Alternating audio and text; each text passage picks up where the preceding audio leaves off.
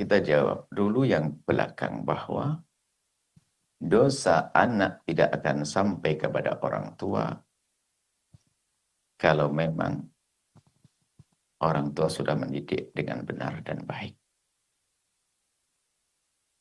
Kalau seorang tua telah menghantarkan anaknya ke tempat yang baik dengan harapan agar menjadi anak yang soleh, solehah. Seperti kalau hari ini adalah menghantarkan ke tempat yang mulia, pondok pesantren dan seterusnya. Itu menggugurkan kewajiban karena dia merasa lemah di dalam mendidik anak di rumah, banyak godaan dan gangguan. Lalu orang tua cerdas, dia ingin selamat. Anaknya dihantarkan ke tempat yang mulia. Contoh. Na'udzubillah. Ternyata godaan teramat kuat. Teramat kuat dan orang tua tetap berusaha. Atau di rumah, tidak usah di pondok pesantren. Di rumah seorang tua sudah memperhatikan mulai dari kecil diajari ngaji dan sebagainya, dikenalkan hal yang baik, asalkan sudah maksimal seorang tua di dalam mendidik anak. Kalaupun anak bermaksiat, dosanya tidak akan mengalir kepada orang tua. Tapi orang tua yang membiarkan anaknya tanpa pendidikan agama yang benar, semua kejahatan yang dilakukan oleh anak akan mengalir kepada orang tua. Karena anak sendiri akan menuntut, ya Allah orang tuaku, dia telah membiarkanku seperti ini, dia tidak mengajariku. Maka kalau kita tidak mendidik anak, ya kita mendapatkan dosa anak. Karena apa? Anak menjadi bermasalah, menjadi banyak dosa. Karena apa? Kita telah tidak mendidiknya. Berarti kita telah ikut andil di dalam menjerumuskannya. Adapun kebaikan anak, ya akan mengalir kepada orang tua. Semua kebaikan yang dilakukan anak, doa-doa dan saya sampai kepada orang tua. Nah, termasuk masuk pertanyaan. Bagaimana berbakti saya kepada orang tua yang telah meninggal dunia dan saya sempat selama ini, selama hidup ayah ibu saya belum sempat berbakti. Yang perlu kami sampaikan adalah, benarkah siapapun yang menjadi anak menyesal? Itu pertanyaannya. Bukan sekedar pertanyaan di lisan saja, padahal dia tidak menyesal, hanya oh, gimana telanjur, ayahku sudah meninggal, saya ingin berbakti. Benar nih, benar saya menyesal. Betul, menyesal atau tidak? Itu kesadaran harus, sebab berbakti itu dari hati, bukan basa-basi, bukan lisan yang berucap, akan tapi perilaku, dan dari hati yang dalam. Dari hati berbakti.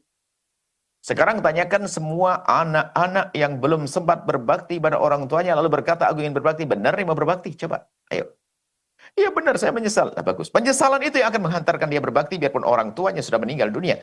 Tanpa adanya penyesalan, bohong baktinya. Bisa jadi nanti ada bab baru lagi. Sudah nggak pernah berbakti waktu masa hidup orang tuanya, setelah bapak ibunya meninggal, rebutan waris, membuat durhaka baru lagi. Lihat. Padahal katanya, saya ingin berbakti, saya menyesal, saya nggak sempat berbakti. Tapi kenapa merebut waris saudaranya? Bukankah merebut waris saudara adalah termasuk durhaka baru kepada orang tua? Makanya bukan kalimat yang diucap, tapi perlu kesadaran seorang yang merasa belum sempat berbakti pada orang tuanya dengan ketulusan di hati. Lalu setelah itu apa? Lakukan 3 hal minimal. Yang pertama ini, siapapun anak yang belum sempat berbakti pada orang tua, lakukan berikut ini. Yang pertama, jangan berdoa kecuali orang tua dibawa dalam doa-doanya. Jangan berdoa kecuali orang tua dibawa dalam panjatan doanya. Kita sering doa panjang lebar. Macam-macam doa kita panjatkan. Usaha, tahta, keluarga, cinta, segala macam pengen hidup enak dan sebagainya. Akan tapi ternyata lupa mendoakan orang tuanya. Artinya apa? Hatinya kropos cinta dengan orang tua. Hatinya kropos kerinduan pengabdian pada orang tua. Makanya dia tidak akan bisa berbakti kalaupun orang tuanya hidup. Doa yang pertama. Yang kedua, yang pernah merasa menyesal.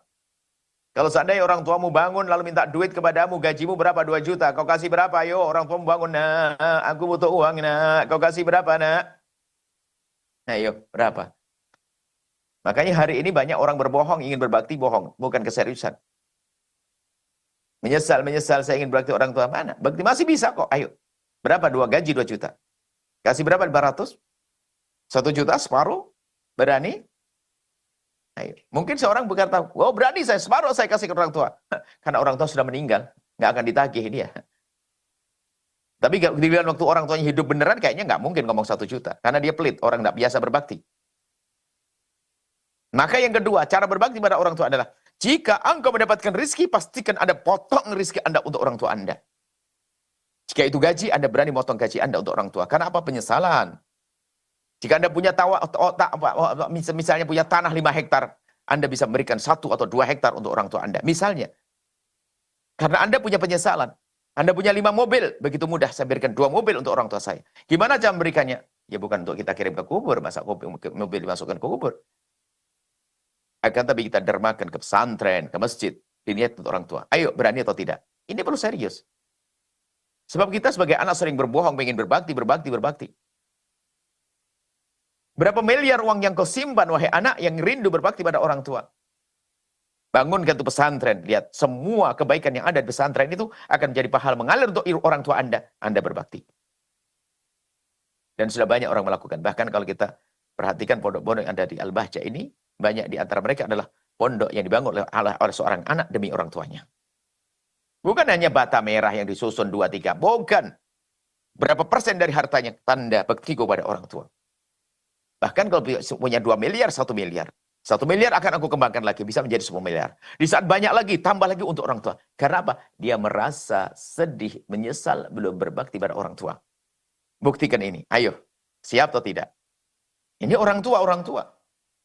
Yang ketiga adalah, baik-baiklah kepada orang yang dibaiki oleh orang tuamu.